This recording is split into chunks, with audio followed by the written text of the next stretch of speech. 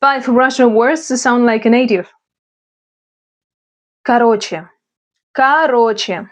Короче. Короче. That's a filler word like long story short or briefly or in short. Короче. Ну, короче. Да ладно. Да ладно. Да ладно. It's like, no way. No way. You must be kidding. No way. Ну вот. Ну вот. Literally, that means here it is. Here it is. But it's more like a filler word to start the sentence. Ну вот. Ну вот. Ну вот. Next one is все. Все.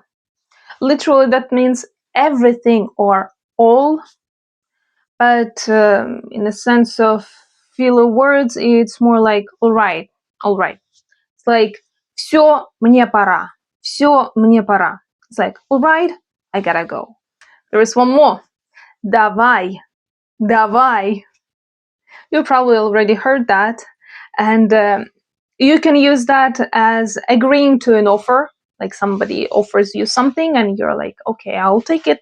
So say давай. Давай.